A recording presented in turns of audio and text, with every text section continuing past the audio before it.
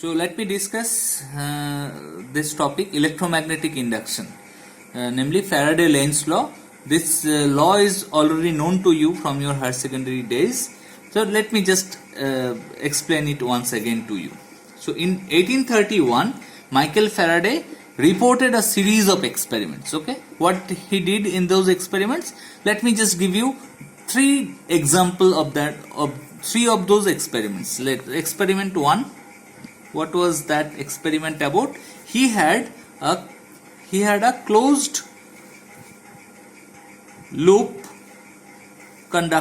made of conductors, and he kept that loop in a magnetic field. Let's say this was the location of the magnetic field. Okay, now this is the experimental setup. Now in the first experiment, what he did, he took the current loop away by keeping this magnetic field fixed at its location away with v velocity in this side. Okay, what he observed? He observed a current is flowing in that closed loop.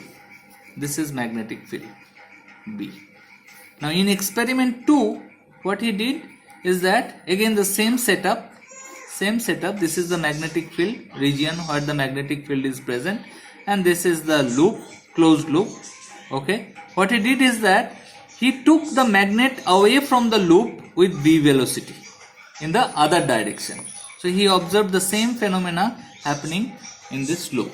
Okay, experiment 3, what he did, what he did is that he used a electromagnet here and changed the current of that electromagnet, current in that. That means the magnetic field is now a function of time. So with time the current is changing in that electromagnet. That means with time magnetic field is changing in this region. Now he has that same arrangement. The loop is fixed, the magnet is fixed, but the magnetic field is now time dependent function. Here the magnetic field was not time dependent. Here also the magnetic field was not time dependent. But here the magnetic field is time dependent or space dependent. It can even be a function of x also. Okay, magnetic field. Fine. Now if I change, if there is a changing magnetic field, then again he observed the same phenomena. A current is passing through that closed loop. Now please notice one thing is that there was no source of EMF in these three closed loops, but still there is a current that is flowing in that circuit. So he was very intrigued and he tried to understand the result. So in the experiment 1, what one can assume that as a current is flowing, that means charge must be moving. Okay, you can tell me that I am running with that loop. The loop has a velocity v in this side, and there is a magnetic field. So loop has charge carriers there. Electrons are there inside that in that material. So electrons are in a way moving in a magnetic field, and all of you know that if a charged particle moves in a magnetic field, then a magnetic force is generated. Magnetic force is referred to as Q into V cross B. So you can say that, so this magnetic force is responsible for this current, movement of those electrons and these currents. Okay, but let's come back to this experiment number 2 and experiment number 3. In experiment number 2 and experiment number 3, you see the charged particles are not moving. That means velocity of the charged particle is 0. So magnetic force will also be 0 for experiment 2 and experiment 3. Okay, so these explanations will not hold in this case, but the phenomena is same. The current is flowing through that loop in all three cases. So how can you explain this experiment number 2 and experiment number 3? So why this current is flowing in this closed loop for experiment 2 and 3? Because here the electrons doesn't have any velocity. They are not moving because the loop is fixed. It's static in these two cases. So magnetic force is not the reason behind this flow of current in that closed loop. So what other forces are there that can move a charged particle inside a loop? To move a charged particle, we know that an electric field is needed. An electric field can move a charged particle. Okay, so Faraday immediately concluded. he concluded from these 3 experiments that there must be some kind of induced EMF that is being generated in that loop. Okay, because all 3 experiments are giving you the same result. This experiment can be explained using magnetic force, but these 2 experiments cannot be explained using magnetic force. So, but electric field can move a charged particle. That is a general fact. Either the charged particle is moving or not initially, doesn't matter. Electric field can move a charged particle. So that was his conclusion, that whenever there is a change in flux in a closed loop, okay, magnetic flux, if the magnetic flux is changing, so all 3 cases the magnetic flux was changing. Here the area was changing with time, okay. Here also the area was changing with time and magnetic field also was changing, okay. Here area was fixed but the magnetic field was changing with respect to time. So that means the magnetic flux phi, that is, okay, so let me just draw it in other way. Let's say this is the loop we are talking about. This is the loop. This is the closed loop we are talking about, and the magnetic field lines are passing from inside the paper to outside, okay. So magnetic field lines are coming out of the paper. Magnetic field lines are coming out of the paper, okay. Magnetic field lines. So these are your magnetic field lines. So what is the definition of magnetic flux? Magnetic flux, if I consider an elementary surface element, let's call it dA vector. dA vector is the elementary surface area of elementary area of this surface S. This whole surface area is S, that is bounded by a closed loop, that is C. Let me call this loop as C, okay. This is the surface area that this closed loop is making, and D is an elementary surface area. Let's say this is the direction of this dA, this is the direction of this dA, and so the flux will be defined as B dot dA integration over this whole surface. That is the definition of flux.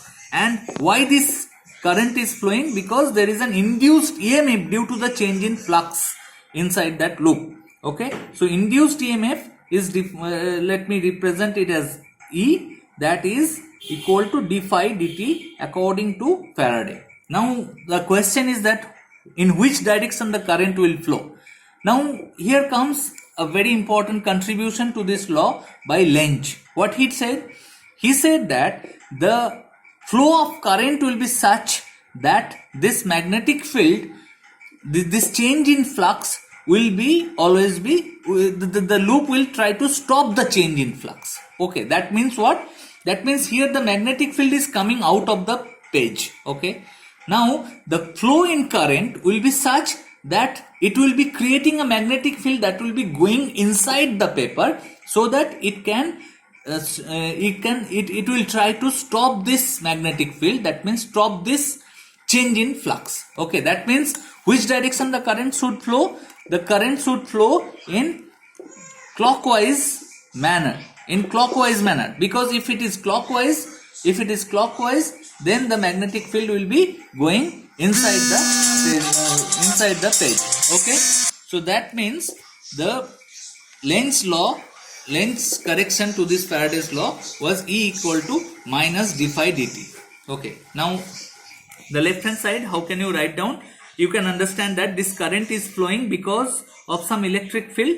So this EMF can be written as E dot, let's say this is a very elementary line element of this C closed loop. That means E dot dl integration over the whole closed loop C is equal to minus ddt of phi. Phi is the flux. That means minus ddt of integration of B dot dA, integration over the surface. Now I want to make it more compact looking, bring it in a more compact looking manner. So that means let me just take this example, this experiment. These two, whatever calculation will be followed right now will not be valid for this experiment 1 and experiment 2. It will be valid only for experiment 2. That means I want to bring this ddt term inside the integration. Ddt term can be brought inside the integration only when the surface area does not change with time or dA is not a function of time. Okay, you understand? Here dA will be function of time and S will also be function of time. So I cannot bring this ddt term inside this integration for this case or this case. It can be done only for experiment 3 where the area does not change, area of the loop does not change. Okay, so let me, in the next step I will be just bringing this integration outside and I will be writing del b del t dot dA. Why del b del t? Because b can be a function of x also, b can be a function of space. There can have distribution of the magnetic field with respect to the x, y, z coordinate also. But here I only have a time derivative, so I will be just doing a partial derivative with respect to time. And why the integration, why this derivative is not applied with respect to dA? Because I am assuming experiment 3. I am doing it for the experiment 3 only. Please notice this line will not be valid for experiment 1 or experiment 2. So in the next step I will be applying Stokes law in the left hand side. That will be giving me curl of E dot dA over the whole surface S equal to minus integration of minus del b del t. Oh, there was a minus sign there. Okay, minus del b del t dot dA. So this is valid for any surface area S. So I can write down that curl of E equal to minus del b del t. That was the differential form of Faraday-Lenz law.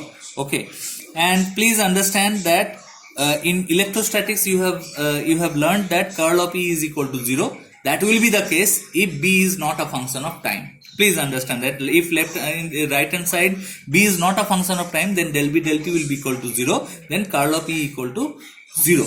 That result will be you have learned that is normal, because if there is no change in flux associated with that loop, then there will be no induced EMF. That is Faraday-Lenz law.